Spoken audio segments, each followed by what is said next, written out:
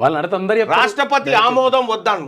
నువ్వు మేనిఫెస్టోలో పెట్టినప్పుడు ఏం చేసినవో, ఎన్ని ఆలోచించి పెట్టినవో మాకు సంబంధం లేదు. తెలియదా? నువ్వు రాష్ట్రపతి మోకాళ్ళ మీద పడి అడుగుతారా, ప్రధానమంత్రి మోకాళ్ళ మీద అడుగుతారా, అది మాకు సంబంధం లేదు. 42% రిజర్వేషన్ ఇవ్వాల్సిందే, ఇచ్చిన తర్వాతనే మీరు ఎన్నికలు రావాలి. లేకపోతే కాంగ్రెస్ పార్టీ పరమ దోషిగా ఇక మళ్ళీ జీవితంలో మీకు అధికారం అనేది ముఖ్యమంత్రి గారు చెప్తా ఉండు, వాళ్ళకి 2 టర్ములు వీళ్ళకి 2 టర్ములు, మీ టర్మే లేదు, ఇక ఈసారి అయిపోయింది, వచ్చేది బీసీల టర్మే. ఇప్పుడు జాబ్ క్యాలెండర్ గురించి మాట్లాడి, ఇప్పుడు మా వాళ్ళకి 42% రిజర్వేషన్ లేనిది నేను ఏ క్యాలెండర్ గురించి మాట్లాడాలి? ఎవరి ఉద్యోగాలు భర్తీ చేయమని? నేను రాసిన పుస్తకం ఉంది కదా, రేపటి నెలలున్నాను రిలీజ్ చేస్తా పుస్తకం, ఈడబ్ల్యూఎస్ రిజర్వేషన్ ఎట్లా కొంప ముంచినేమని అనేది. రైట్గా తెలంగాణలోని బీసీలకు 42% రిజర్వేషన్ల విషయంలో కాంగ్రెస్ పార్టీ పైన నమ్మకం పెరిగిందా తగ్గిందా?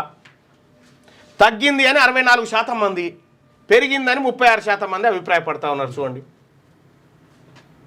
మీరు బీసీలను మోసం చేస్తే అది ఏ పార్టీ, ఎవడు, ఏం కథ ఏమీ చూడం, నామరూపాలు లేకుండా చేస్తాం ఆ పార్టీలను ఇక్కడ.